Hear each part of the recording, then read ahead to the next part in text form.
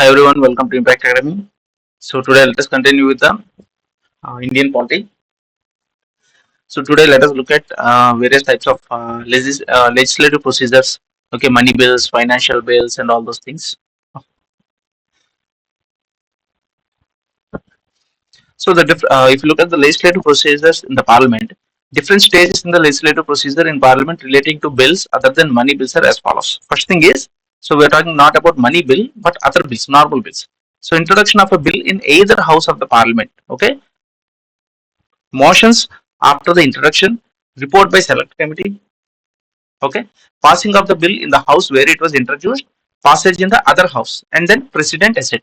So this is the standard procedure that is usually followed in passage of any bills. Okay, so first the bill is introduced in either house, either Lok Sabha or Rajya Sabha, then various motions we have seen yesterday, right? Those are introduced, and it is sent to a select committee also. Then it is passed in the house. For example, if it is in Lok Sabha, first it is passed in the Lok Sabha, then sent to the other house. Now, regarding money bills and financial bills, a bill is called a money bill if it contains only provisions dealing with all or any of the following matters. So,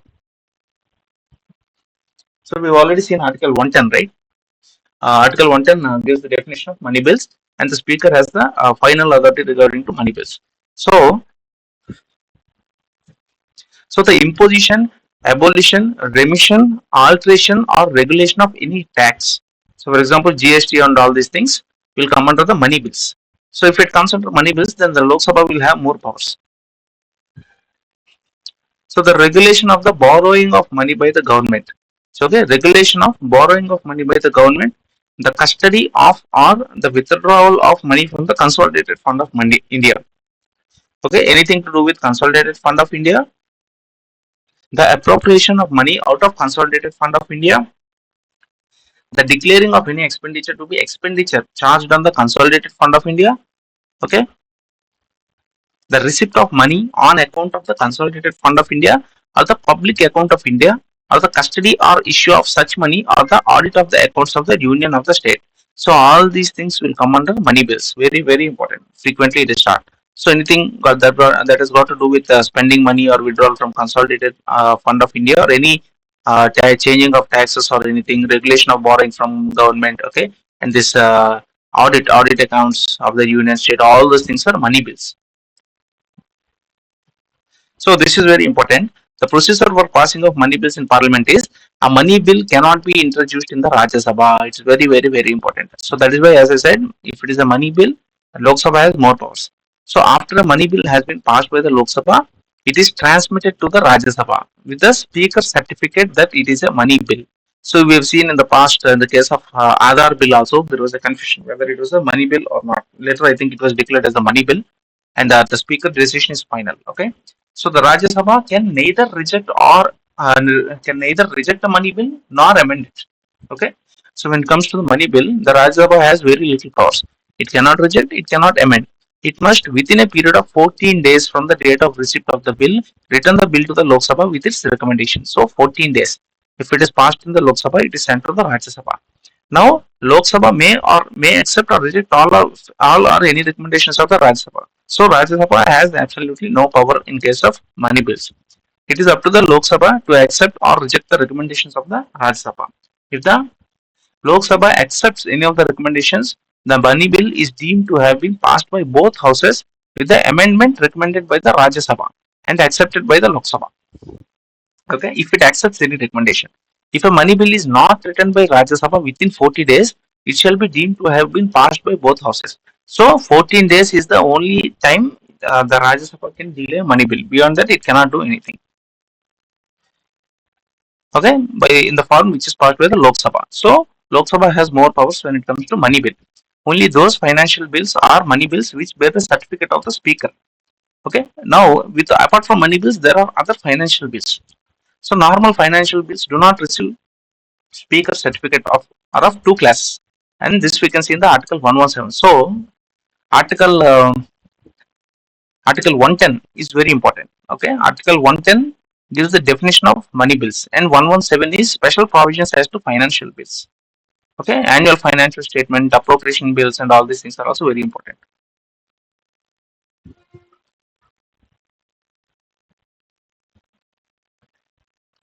So a bill which contains any of the matters specified in Article 110 but does not consist solely of those matters, it can be introduced in the Lok Sabha only on the recommendation of the President. Rajya Sabha can amend or reject such bills. Okay. So bill which contains of any of those matters which are in Article 110. Okay, that is regarding the money bills. But apart from that money bill, it has other matters. Okay, if it has other matters, then it can be introduced in Lok Sabha only on the recommendation of the President. Any ordinary bill which contains provisions involving expenditure from the consolidated fund. Okay, any ordinary bill which contains provisions involving expenditure from the consolidated fund. Okay, so if it is not a money bill, it can be a financial bill also because it contains involving expenditure from the consolidated fund. So, but it does not exclusively come under money bill. The speaker does not decide that it is a money bill. So, joint sittings. A president can summon Lok Sabha and Rajya Sabha for a joint sitting in case of a disagreement between the two houses in the following ways. So, suppose if the bill is passed in one house but is not getting passed in the other house, then if the president feels that it's an important issue, he can call for a joint. Okay, in such a cases, usually Lok Sabha will have an edge because Lok Sabha has around 545 seats. Okay, 545 right now. Highest is 552. Okay, it cannot cross 552 as of now, but currently it has 545. So, uh, if so, we are talking about the joint sitting. So, if after a bill has been passed by one house and transmitted to the other house, the bill is rejected by the other house. Okay, so if the bill is rejected by the other house, or the houses have finally disagreed about the amendments to be made in the bill, or more than 6 months have elapsed from the date of reception of the bill by the other house without the bill being passed by it. So, more than 6 months, or there is any disagreement over the bill itself or any amendment, then the president can call for a joint sitting. The speaker presides over the joint sitting, very important. In the absence of speaker, deputy speaker or the chairman of Rajya Sabha or deputy chairman of Rajya Sabha or a person chosen by the MPs may preside. So this is the order. First speaker, if he is not there, then deputy speaker. If deputy speaker is not there, then the chairman of the Rajya Sabha. This is where people might get confused because we have seen in the past that the speaker is the one who presides over the joint sitting, not the deputy chairman. I mean the chairman of Rajya Sabha. But if speaker and deputy speaker both are not there, then it goes to the chairman. If he is not there, deputy chairman, or if he is also not there, any other person chosen by the MPs may preside. So here in the question, he may ask speaker, and if not speaker, then Chief Justice of India. Okay, then it may look like the right thing because we have seen in the past also. Sometimes Chief Justice of India will also act if there is no one else, but that is wrong. Okay, so this is the order. Try to remember. So if you look at financial legislation in Parliament, this is very important. At the beginning of every financial year, on behalf of the President of India, a statement of the estimated receipts and expenditure of the Government of India for that year is laid before both the houses. This is known as the annual financial statement, that is the budget, and article is 112. Okay, so article 110 is definition of money bills, 111 deals with giving assent to the bills, and 112 is annual financial statement, that is the budget. So it also states the ways and means of meeting the estimated expenditure. The annual financial statement or the budget contains these following things: estimates of expenditure, ways and means to raise the revenue, an analysis of the actual receipts and expenditures of the closing year. Okay, so the previous year, the expenditure and the receipts, actuals, not the estimates. Okay, and the causes of any surplus or deficit in the relation to such year. An explanation of the economic policy and spending program of the government in the coming year and prospects of the revenue, and estimates relating to expenditure charged upon the consolidated fund of India are not put to vote of Parliament, but each house can discuss. Okay, so estimates relating to the expenditure charged upon the consolidated fund of India is not put to vote of Parliament. Remember that. They can only discuss. Estimates of other expenditure are submitted in the form of demands for grants to the Lok Sabha, and it has the power to assent or to refuse assent to any demand. Okay. So only that which is charged on the consolidated fund of India, that expenditure there is no need to vote. But other expenditures which are in the form of demands for grants to the Lok Sabha, etc., they need to be voted upon. Okay, no demand for a grant can be made except on the recommendation of the president. So this is very important. Okay, So if demand for a grant can, it has to be made on the recommendation of the president. The scrutiny of budget proposals is done by the Parliament's Committee on Estimates. So these parliamentary committees are also very important. Okay, Estimates Committee does the scrutiny of the budget, and it reports to the House about the effect of the economy, improvements in organization, administrative reform, etc.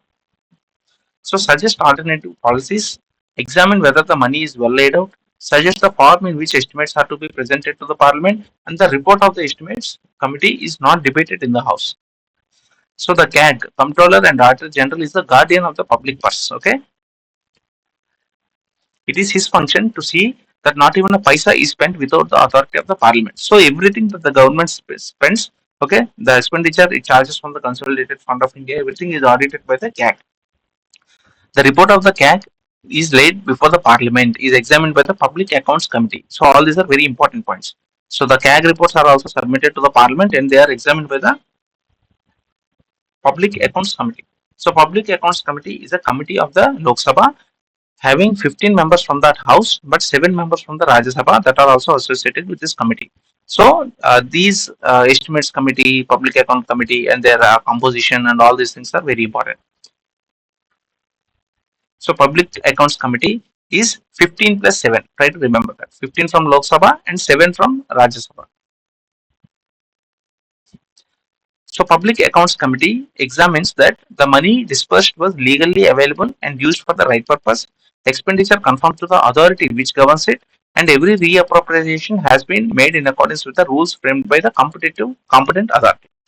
So if you look at the representation of states and union territories in the Rajya Sabha, so we have in the Rajya Sabha, UP has highest, right? UP always has highest, 31. Even in the Lok Sabha, UP usually has highest.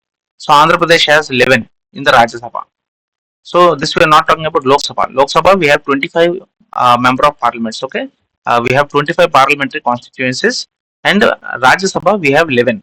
So try to remember all these things. And the lowest is these northeastern states, Meghalaya, Mizoram, Arunachal. They each have 111. So in the United States, every state has two. Okay, there is equal representation. But in India, it is based on the number of assembly also, number of MLAs. So usually Uttar Pradesh has more than 70, somewhere now 70 plus MLA. What is the constituencies? So Uttar Pradesh obviously gets highest number of Rajya Sabha seats also, 31. It is the highest.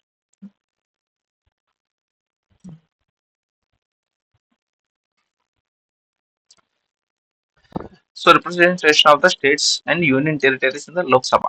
So as I said, Uttar Pradesh has highest. It has 80, and Andhra Pradesh has 25. Okay, Andhra Pradesh has 25 Lok Sabha constituencies, and again these have what is say Nagaland, Sikkim, Mizoram. Okay, Arunachal Pradesh has two, Goa has two. So just go through briefly, and Delhi has 7. Delhi also has 7 MP seats. Okay, and all the others have one each. Okay, so we have seen already parliamentary terms. Already all these things we have seen. So now let us look at here. So let us look at the legislative procedure in the parliament. There are different types of bills, right? The bills introduced in the parliament can also be classified into 4 categories. That is ordinary bills, which are concerned with any matter other than the financial subjects. Okay, all other matters apart from financial subjects are ordinary bills. So money bills, which are concerned with financial matters like taxation. Okay, just a minute. Okay, money bills are concerned with financial matters like taxation, public expenditure, etc. Financial bills, which are also concerned with financial matters but are different from money bills. Okay, so if it is public expenditure, taxation, etc., that is money bill, and they are also financial matters, but other than money bill, they are financial bills. Constitutional amendment bills, which are concerned with the amendment of the constitution, we have already seen simple majority, special majority, and ratification of half of the states. Now there is also something called as the public bill and the private bill. So if it is introduced in the parliament by a minister, then it is called a public bill. If it is introduced by any member of the parliament who is not a minister, then it is called a private member's bill. Okay, try to understand. So most of the bills are usually introduced by the ministers. Okay, the cabinet ministers. That is why the cabinet is called what you say. I mean, it's the a proper executive. Most of the decisions are taken by the cabinet. The other member of the parliaments usually they look after their own constituencies. They spend funds from the MP lads and etc. Okay. So if it is introduced, bill is introduced by the minister, it is called a public bill. If it is introduced by any other MP, it is called private bill. It reflects the policies of the government. Okay. It reflects the stand of the opposition party on the public matters. Usually, it has a greater chance to be approved by the parliament because it is done directly by the minister. So it has lesser chance, okay, to be approved by the parliament. Next, its rejection by the house amounts to the expression of want of parliamentary confidence in the government and may lead to the resignation because it is being approved by the, it is being introduced by a minister. So its rejection may ultimately lead to the complete dissolution of the parliament. Okay, the government may actually collapse. So its rejection has no implication because it is by a single MP. But if a minister, that's why a minister has more powers. If a bill introduced by the minister means that is usually what the government wants, right? And the government is formed because it has majority. And if such a bill is not passed, that means the government may actually not have majority. So its introduction house requires 7 days notice. Its introduction in the house requires 1 month's notice. Okay, try to remember this. In the case of a public bill, it is 7 days notice. In private bill, it is 1 month notice. It is drafted by the concerned department in consultation with the law department. Its drafting is the responsibility of the member itself. Okay, only 14 private member bills have been passed since independence. So you can understand, private member bills are not that frequent and are not so easily passed. So if you look at money bills and financial bills, so Article 110 of the Constitution deals with the definition of the money bills. We have already seen, very important. So bill that contains not only or any or all other matters mentioned in Article 110, but also other matters of general legislation, then it becomes a financial bill. Okay. So in a money bill, it states that the bill is deemed to be money bill if it contains only provisions dealing with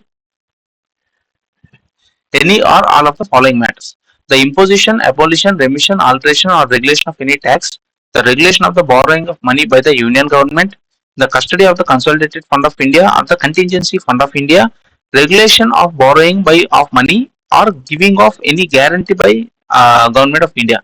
So not only regulation or borrowing, any giving of guarantees, etc., they are considered as money bills. In the financial bill, a financial bill is a similar to a money bill. Okay, both of them can be introduced only in the Lok Sabha, and we are talking about the financial bill 1. Financial bill 1 is similar to money bill and they can be introduced only in the Lok Sabha and not in the Raj Sabha, and both of them can be introduced only on the recommendation of the president. Okay, so both money bill and financial bill 1 can be introduced only on the prior recommendation of the president. It can either be rejected or amended by the Rajya Sabha, except that an amendment other than for the reduction or abolition of tax cannot be moved in either house without the recommendation of the president. Okay, so if it is a only money bill, okay, then it cannot be rejected by the Rajya Sabha. But if it's a financial bill, it can be rejected or amended by the Rajya Sabha, except that that amendment other than for reduction or abolition of a tax. So if it is for reduction or abolition of a tax, then that has to be moved in either house only with the recommendation of the president. So other financial items which are not related to abolition of tax or reduction of taxes, etc., they can be rejected or amended by the Rajya Sabha also, but it has to be introduced in the Lok Sabha only. Okay, they can be rejected by the Rajya Sabha, but the introduction has to happen in the Lok Sabha only. In case of a disagreement between the two houses over such a bill, the president can summon a joint sitting of the two houses to resolve the delay. Okay. So, if any questions arises whether a bill is a money bill or not, the decision of the Speaker of the Lok Sabha is final. His decision in this regard cannot be questioned in any court of law. So, whatever the Speaker says is final. A money bill can be only introduced in the Lok Sabha and that too on the recommendation of the President. So, recommendation, prior recommendation of the President is very important for both money bill and also financial bill 1. Next, it can be introduced only by a minister. So, a money bill cannot be introduced by a private member. Okay. So the Rajya Sabha has restricted powers with regard to a money bill. It cannot reject or amend a money bill.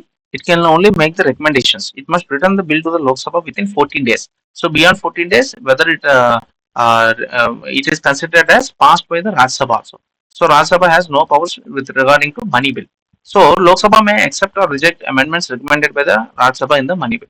When a money bill is presented to the president, he may either give his assent to the bill or withhold his assent to the bill, but cannot return the bill. Okay, this was very important.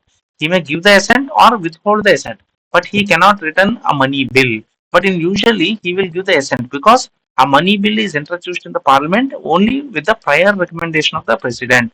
So if he has already given prior recommendation, that means there is a high chance that he will pass that bill unless something drastically changes in the bill. Usually it is gives his assent. But as from the question point of view, from the exam point of view, you have to remember that when a money bill is presented to the president, he may either give his assent or withhold his assent, but he cannot return the bill. Okay. Now, in the case of a financial bill, joint sitting is allowed. Okay. In the case of money bill, joint sitting is not there. So, president can give assent, withhold it, or even return for reconsideration. This we are talking about financial bill one. So, financial bill one means it has to be introduced only in the Lok Sabha, not in the Rajya Sabha, but Rajya Sabha can amend. Okay, it reject or amend. And if it is regarding abolition of taxes or anything, president has to give his prior recommendation. Otherwise, not required. Okay, there is a provision for joint sitting also, and the president can give assent, withhold, or even return the for consideration. Now, if we're talking about financial bill 2, okay, the financial bill 2 contains provisions involving expenditure from the consolidated fund of India, but does not include any of the matters mentioned in the article 110. So, if we are dealing with some matters regarding financial, okay, expenditure, etc., but it is not relating any of the issues that we are dealing in Article 110, then it becomes a financial bill too. It is governed by the same legislative procedure which is applicable to ordinary bill. So even if it is a financial bill, it becomes applicable as an ordinary bill. A financial bill too can be introduced in either house of the parliament, and recommendation of the president is not necessary. So understand this very carefully. In case of financial bill 1, it can be introduced only in Lok Sabha. But financial bill 2 can be introduced in either house of the parliament. And if there is any taxation related issue, then financial bill 1 prior recommendation of the president is required if anything is related to taxes. Otherwise, basically, a financial bill 1 is a extension of a money bill. Okay. So whatever is there in the money bill, along with that, if you add some other things, it becomes financial bill 1. On the other hand, whatever is left out of that, okay, whatever is not a money bill but not a financial bill 1, but still has some financial implications, that comes under the financial bill 2, and it is treated completely as a normal ordinary bill. Okay, no prior recommendation of the president is required, and the president can summon for joint sitting. That means even Rajya Sabha has more powers, I mean equal powers. Again, president can give assent, withhold, or return also. Only in the case of a money bill, the president cannot return the bill. So if you're talking about ordinary bills, they're very simple, can be introduced in either Lok Sabha or the Rajya Sabha. Okay, it can be introduced either by minister or also private member also. In the case of financial bills, we have seen a money bill and financial bill, it cannot be done by private member. So introduced without the recommendation of the prior recommendation of the president. In the case of money bill and financial bill 1, we have seen that prior recommendation of president is required. But if the financial bill is not dealing with any taxation methods, or financial bill 2 or ordinary bill, prior recommendation of the president is not required. Okay, it can be amended or rejected by the Rajya Sabha. It does not require the certification of the speaker. In case of the deadlock due to disagreement between the two houses, a joint sitting of both the houses can be summoned by the president to resolve the deadlock. Its defeat in the Lok Sabha may lead to the resignation of the government if it is introduced by a minister. Okay, because the ministry is introducing means it is the decision of the cabinet, and the cabinet is the ruling party, the majority party. If that is being defeated, that means there is no majority in the house. So usually it will lead to the fall of the government. So joint sitting of the two houses, an extraordinary machinery provided by constitution to resolve a deadlock between two houses over the passage of a bill. The president can summon both the houses to meet in a joint sitting for the purpose of deliberating and voting on the bill. Okay. So it must be noted here that the provision of joint sitting is applicable to ordinary bills or financial bills only, not to money bills. That too, in financial bills, if there is financial bill 1, anything related to taxation, then again joint sitting is not there. Basically, if it is having the features of a money bill, then Rajya Sabha cannot be involved. So obviously there cannot be joint sitting.